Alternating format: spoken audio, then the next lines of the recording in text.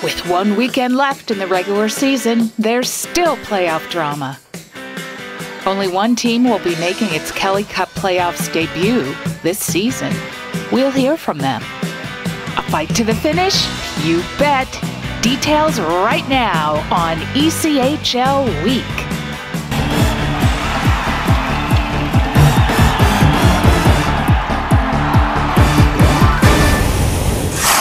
Hi, welcome to another edition of ECHL Week. Coming to you this time from the First Arena in Elmira, New York, home of the Elmira Jackals.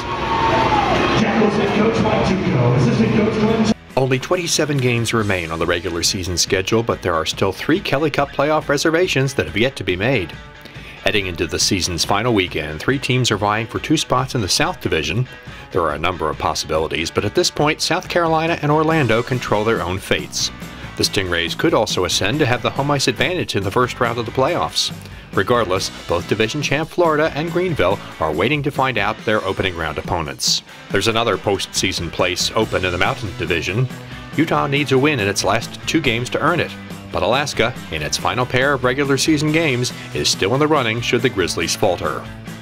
Among teams which are heading to the postseason, Idaho is locked into 3rd in the Mountain, while Allen and Colorado will spend the final weekend determining which team will be division champ. In the North, no seedings have been decided, but we do know the teams which will be participating: Adirondack, Brampton, Reading, and Manchester.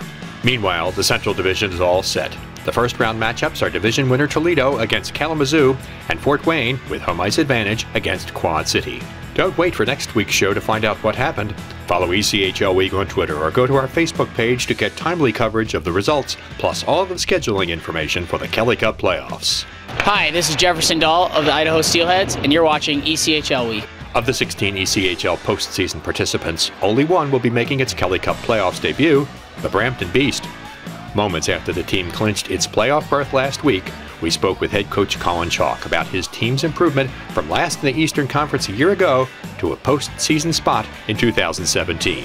Our assistant coach, Peter Goulet, just said, we were out last year at Christmas time, just after Christmas, and, we talked to each other and said, listen, we're not going to stop doing the work. We're going to prepare our special teams, our 5-on-5 play, our video, our practice plan. We're going to continue our same routine that we've done since day one. I'm glad that I went through. I'm thankful for the Rosen family, the Canadians that keep our affiliation. I'm thankful for the organization to give myself and this group a second chance. So I really believe we're on the climb right now, and we'll see where it goes. It feels nice, obviously, being a team that struggled a lot last year, coming from where we were at this point last year to where we are now. It's big for, me as a returning player. We got a few returning guys, obviously returning the coaching staff, so we're all excited about the progress we've made. ECHL leading goal scorer David Pecan thinks his team has the potential for a lengthy playoff run. Once the playoffs start, it's a brand new season, so we got to get that through our minds and treat every game like it's a game 7. So I feel like if we just stay level-headed throughout the playoffs and bring that effort every game, every shift, then we should be able to make a push for it for sure. We have a lot of real good veterans on this team. Valorani winning the Kelly Cup, Brandon McLean winning the Kelly Cup, David Pecan going to Game 7 in the finals. So you can't put a price on experience. At the same time, our young guys are not young guys anymore. They understand what it takes. They've been through a season. They're not rookies anymore. They need to perform like veterans, and veterans need to do their job. And that's why I believe we have the pieces in place to make a run. A late season coaching change and a record-setting crowd. Those stories and more news next on ECHL Week.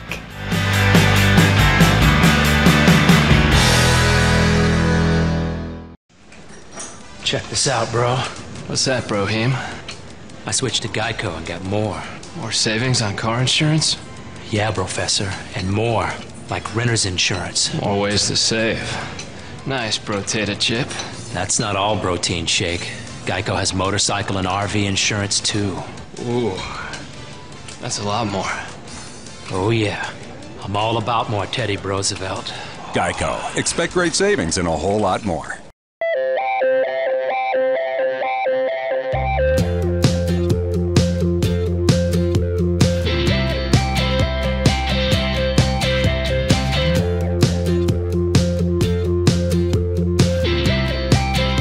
Hi, this is Drew Baker of the Atlanta Gladiators, and you're watching ECHL Week. Let's take time for a look at news from around the ECHL. The Reading Royals have made a coaching change in the last week of the regular season. Longtime head coach Larry Corville, who earlier this year announced that he would be leaving at the end of the season, was relieved of his duties the day after the Royals clinched their 8th consecutive playoff appearance under Corville's guidance. He also led them to the Kelly Cup in 2013. Assistant coach Kirk McDonald will take over behind the bench for the rest of the season. Corville leaves the Royals at number 9 all-time in ECHL games coached, number 5 in ECHL coaching victories, and number 2 behind only Hall of Famer John Brophy in coaching victories with one team. Royals all-time leading scorer Ryan Crothers is McDonald's replacement as assistant coach. Despite a disappointing season on the ice, the Tulsa Oilers are now in the record book for a notable achievement. On March 31st, the second largest crowd in ECHL history filed into the BOK Center to watch Tulsa take on Wichita in an Alzheimer's Awareness Night matchup. It was the 5th crowd of over 15,000 in league history and the largest attendance to see an ECHL game in over 23 years. 3 Allen Americans and 3 Colorado Eagles make up the ECHL's first team end-of-season All-Stars. A goalie, Riley Gill, a defenseman, David Mikowski, and a forward, Chad Costello, all members of the defending Kelly Cup champs, make up half the squad. This year's other Mountain Division power, Colorado, fills out the rest of the team with defenseman Matt Register and forward Casey Pierro-Zabotel, a couple of ex-Americans, along with forward Matt Garbowski. In addition to defenseman Jake Marto of the Eagles, Toledo goaltender Jake Patterson and forward Shane Birchback, along with Wheeling's Kevin Scholes, Brampton's David Valerani, and Florida's Brendan O'Donnell comprise the second team.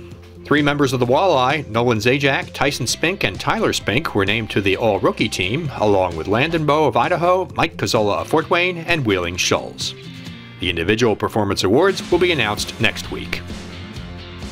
An intense highlight game with playoff implications. Next on ECHL Week.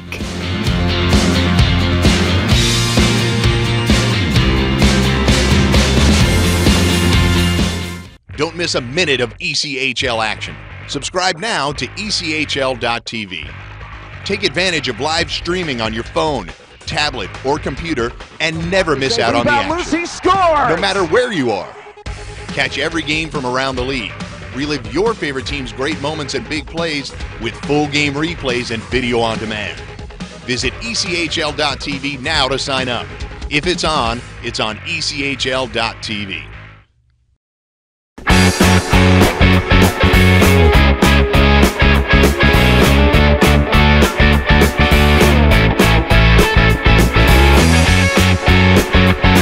Hi, I'm TJ Foster of the Norfolk Admirals, and you're watching ECHL Week. Now it's time for a look at our highlight game of the week.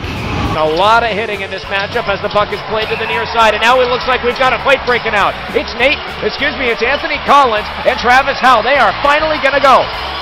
Collins already with a couple of jabs. Still trying to get the leverage. Swings Howe. He's got a right connected. Howe still can't land a punch. Howe with a body shot now. Collins up with another right. Both gentlemen still tied up. The net pulled off its mooring, so they've got some space to brawl. Trow missed on a right cross. Here comes Collins, connecting a few more times. Howe with a connection. Collins with left jab after left jab, throwing him around like a ragdoll. Garrett Hart, tight ropes, creeps in, rips the shot, stopped by Siemens, but the rebound is poked in. Verpass and Collins now going at it, and Collins has his second fight of the night. He and Verpass are going to go. Both gentlemen tussling for the second time, first head-to-head. Collins has him tied up. Oh, my goodness, he landed that right. And then Verpass whips on another one. Collins takes a shot to the helmet. His comes flying off, but Collins again lands another shot. It's haymakers now for Verpass, who's trying to settle his helmet right now. He tried to get a left jab in there, no luck. Collins still evading a couple of hits. Portman over the blue line, drop back. Wallen Walters is hot. Score! Off the glove of Boyle, it is. The captain goes top shelf. To La Raza. Bradford down low. Push car, skate to stick. Couldn't make a move. The puck is still free and it's backhit it into the net. Colin Martin, bang back to La Raza. Looks for the pass from the far wall. Shadowed by 2 men. Finds Bradford. Bradford down low. Out in front. Martin backdoor. Has La Raza. His shot. He scores. Fegis off the back wall, finds Rothstein. Rothstein hitters out in front for Horn, knocked aside. Rebound, Fegis, score! It's possessed by Fegis. Fegis lost it in the shuffle, 1 minute left in the period. Here comes La Raza with 2 gentlemen and an empty net. He finds Colin Martin. Martin to the empty net, and he scores. 52.3 seconds left in the game, and the Grizzlies will take this sweep. Hi, I'm Brad Ralph of the Florida Everblades, and you're watching ECHL Week. The men behind the microphones, voices of the ECHL. Today, Kurt Hyder of the Alaska Aces. What's your favorite road city to visit in the ECHL? Love Boise. Nice hotel. The arena's attached to the hotel. 5 minutes I can be from my hotel room to my broadcast booth. No, Boise's a beautiful city. It's easy for us to get to because all it is just a hop down to Seattle and then a hop over to Boise. So it works out great that way. The hotel is wonderful. Nice little plug here for the Grove Hotel. And of course there are a lot of eating establishments right there in the downtown area. It's just really, really nice trip. Does your job affect how you watch sports away from the rink? It's not so much removing myself from a game. I have no idea what's going on if I'm not broadcasting it. I could be sitting at a hockey game and I could be casually watching it, and it's like, I have no idea. Have no idea. When I'm broadcasting a game, I have to follow the puck, and if I'm doing my job correctly, I'm describing for the fan who can't see it what's going on out there. But if it's just kind of sitting around watching basketball or hockey or whatever it is, I don't follow it nearly as closely as I would if I were broadcasting it. Any memorable mistakes you care to mention? I was talking about penalty kill. The Aces had just killed off a penalty and we just got another penalty. And I said, okay, so the Aces, we just killed off a penalty and it looks like we're going to have to kill again. Does that make us serial killers? And I was mortified. I thought, oh my gosh, I've just offended all the families that have serial killers in them or something like that. That wraps up another edition of ECHL Week from Elmira, New York. Thanks for watching. Follow us on all those social media channels. In particular, go to YouTube. Type in ECHL Week and subscribe to the channel. You'll be the first to get the program every week. See you next time.